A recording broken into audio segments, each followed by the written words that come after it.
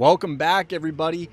We have a special emergency session of Phobies because there has been news about something that's kind of been leaked to us for a little bit. In fact, we have a new addition to the game, a new addition to the roster.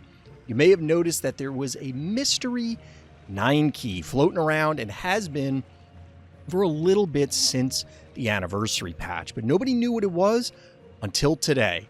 And we're going to talk a little bit about our new addition.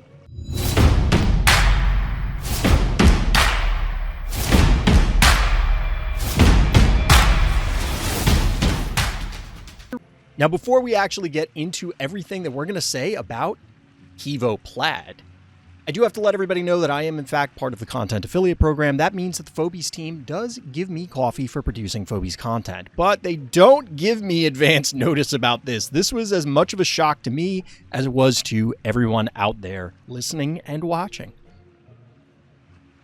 Yeah, I had no idea this was coming. I did publicly bust the devs' chops a little bit in the Ask the Devs channel. Because my first reaction to this card, my first reaction to this new addition to the game was I was a little upset. I was a little upset that there was no Lone Star, no Barf, no Dark Helmet, no President Scroob, no Spaceball 1, no Ludicrous Speed, nothing. Not a single official or more direct reference to Spaceballs other than Plaid. Now, I did get a response. Talarian did mention that they wanted to make a Mega Maid reference to Hoovy, but they knew that Plaid was coming down the pipe and they didn't want to overdo it on Spaceballs. We'll talk about that momentarily. We'll talk about it in a moment. So what can we say about our new friend here? Well, first things first, we're actually going to leave this screen and explain how you can get access to this phobie. Well, there it is in all its glory. We have yet another guaranteed exclusive offer phobie. Now, as with the others, I presume in a month or so, this will go into the general pack pool. But for now, the only way to get access to Plaid here, well, Phobies Plaid, again, we'll talk about that in a second, is to drop $99.99, about 100 bones, depending on your exchange rates, I guess, or wherever it is where for you locally. This is similar to the other ones. You're going to get the phobie, you're going to get 4,000 coffee, and there you go. I've said it before, and I am part of the content affiliate program. Yeah, I do love that this is an option. The general idea being able to purchase singular phobies, add them to your collection, great. The price point, not great. I will not be buying this phobie. I have not bought any of these bundles. I'm not really willing to do that. If you are, great. I'm happy for you. If you're able to, fantastic. It's hard for me to recommend doing this because this is just it's a fairly high price point. It's a fairly high price point. But Hoovy. Hoovy was the previous one. Evo here is pretty cool, and the model in-game is pretty cool. We'll get to that because I do have some complaints about it, but let's talk about the phobie itself.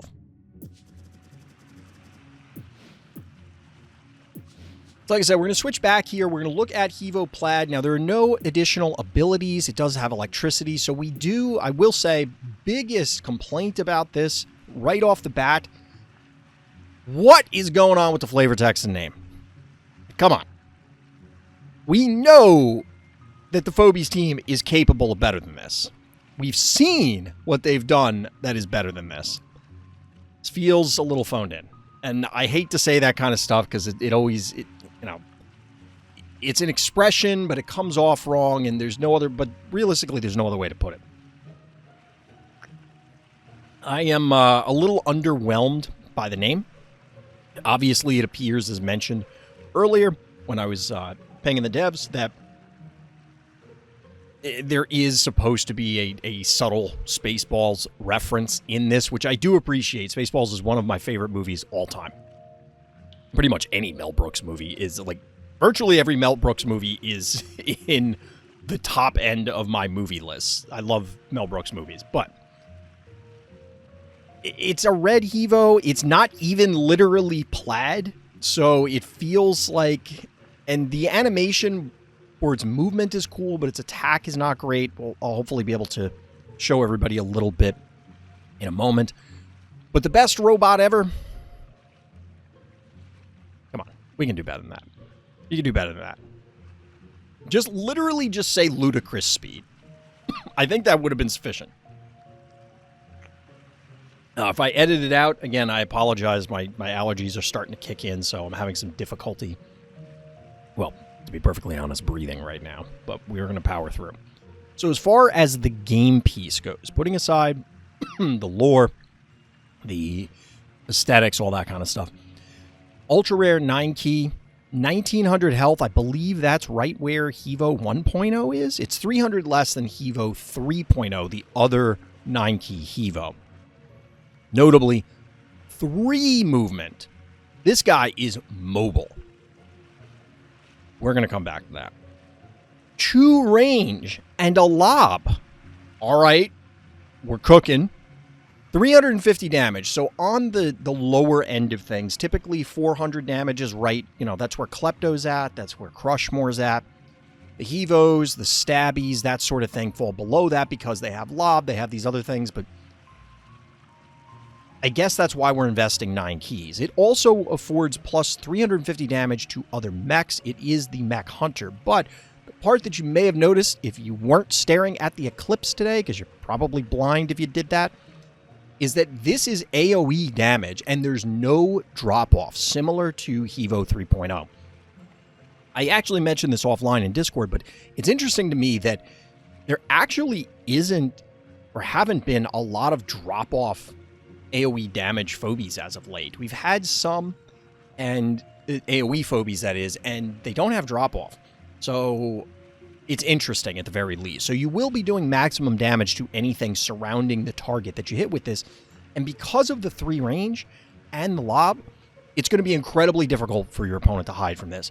Incredibly difficult to hide their mechs, especially 700 damage right off the bat. Now this comes in lower than Sparky, at least as far as singular damage output goes. But of course, the AoE means that if they have any mechs bunched, they're in for a bad time. And a lot of people have, over the course of probably the last year or so, been complaining about the fact that mechs kind of don't really have a weakness. Yes, there's electrical, but the fact that they can bypass disease and bypass poison, which we've talked about before, are not very good mechanics, but they can. They also statistically generally come out on the better end of things because they have additional HP or other stats elsewhere. Hevo Plaid seems, and I'm just going to call him Plaid from now on. I'm pretty sure no one's going to get it confused if I call him Plaid. Like, what other phobia could I be talking about? But Plaid here does represent a pretty significant threat to those primarily mech-based armies. I'm waiting for someone to say it's not worth 9 keys because the base stats are the same as 5 key Hevo. I am going to be interested to see, is this really going to be worth it against regular compositions? It's not uncommon for there to be a mech somewhere on the board. And depending on the map, like say a Vile Vortis, a Opticon, something along those lines, I think it's going to be kind of trivial to get this thing to connect with what you want it to, because your opponent's going to have to bunch up in weird ways. You could manipulate it with Terraform. You could just lob and probably then be safer or completely safe from any kind of retaliation. It's going to be challenging to hide anything from this guy if it wants to go after it. And if nothing else, at the end of the day, if you ignore the electrical part of the damage, this is still a 3-move 2-ranger. So it's up there with Jar. It's up there with, well, it's better than Chuck because it has 3 move and the 2 range for a total of 5 as compared to Chuck's 4. It's better than, excuse me, it's up there with any of the other ones. I think I said Snowball already. Did I say Snowball already? Whatever. You get the point.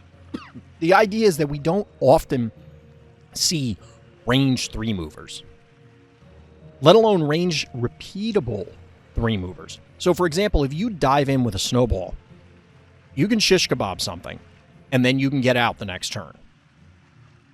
but you can't repeat the shish kebab, like for an extra hit on the way out. Phobies Plaid can do that. And I think this is going to be a big threat. If nothing else, even beyond that, if that didn't sell you enough, this has been mentioned in a number of places already, and we're going to see it as we move over into the game replay, because somebody has already purchased this and was kind enough to run some games so that way people could add to their collection.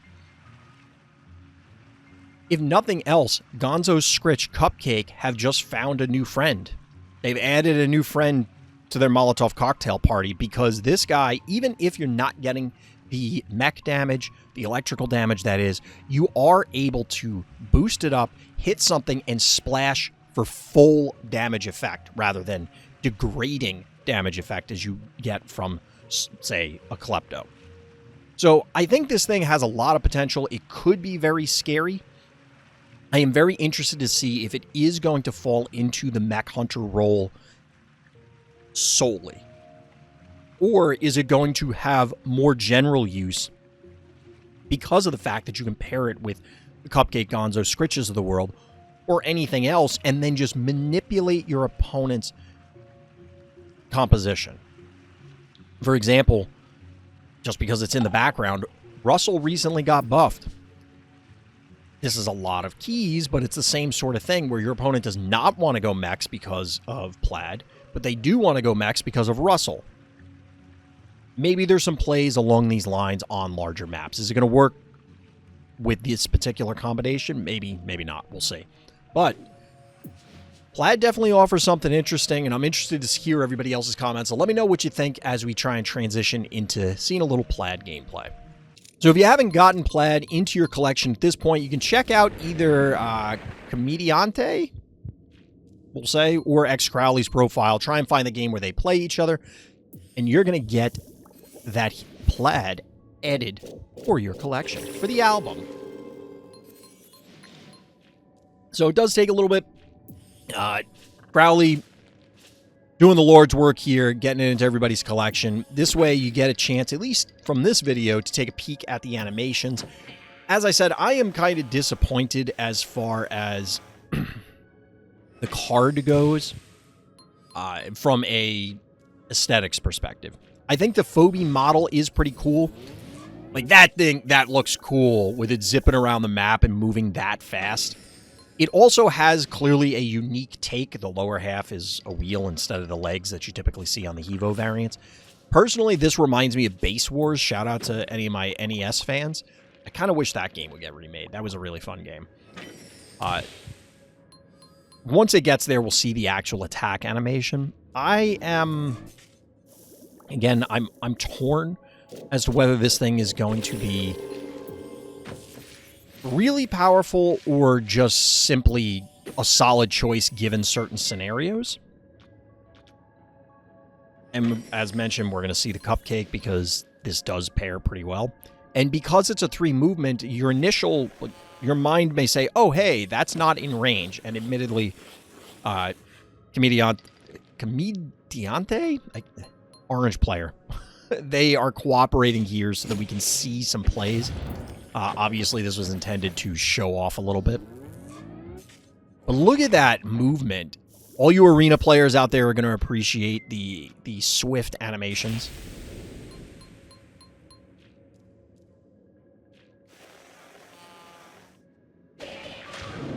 But this guy, I think, does have potential. I think, if nothing else, it's a 3-mover that's big. Hevo 1.0, plain Hevo, is tanky enough that it can justify showing up in a variety of games. And I know a lot of people have been down on it recently, but the stats are high enough for this 9-key, even though it's comparatively on the lower end for a 9-key, just plain stat-wise. It makes up for it in other ways. So here we go. Bam! Look at that. Dropping the hammer. I kind of would have liked to have seen, like, a plaid rainbow on the trail from the projectile. I think that would have been pretty cool. It would have definitely been pretty interesting, but you can see that it's not necessarily, this doesn't feel like the most impressive and unique animations. And and art. And I hate saying that because Phobies is so good. I think it is pretty cool, and I think that part of the problem is that the Phobies team has spoiled us so much in the past that this particular Phobie then, even though it's merely strong, looks worse by comparison because the other ones are so great. But either way, that's a quick peek at Plaid here as we see it going in and annihilating Goon. Beating up on Goon there.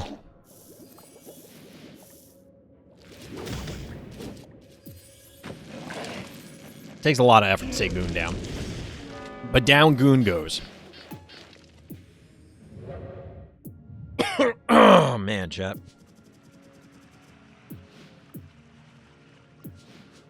Yeah, so initially, I am pretty positive on Plaid. I do like the potential for this guy. It's definitely interesting. The main things for me, to be honest, are the 3-2 and movement and range. If nothing else, that represents such a highly mobile threat that you kind of have to stand up and pay attention. You can't just ignore it because it's going to show up and ruin your day somehow. And it can do it from the vault much more easily than many other Phobies because of that range. And imagine now that it's an air quotes 4 move with Shove Shark and 6 move with Phantom. Just putting that out there. Think about that the next time you're trying to position your mechs grouped together and your opponent has 9 keys available. And maybe some of those Phobies on the board.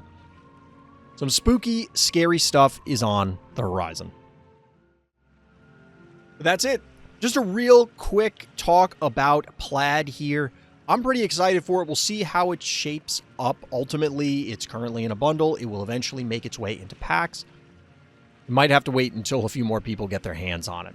But let me know what you think down in the comments or here on the live stream. The link for that, of course, is in the description of this video, as well as where you can find the link for my Discord server, which is where you're going to find out about Phobies tournaments.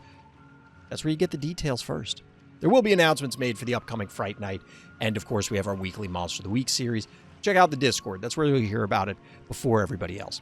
That's going to do it for this time, so as always, everybody, thank you for listening. Thank you for watching. Tune in next time for more Random Thoughts.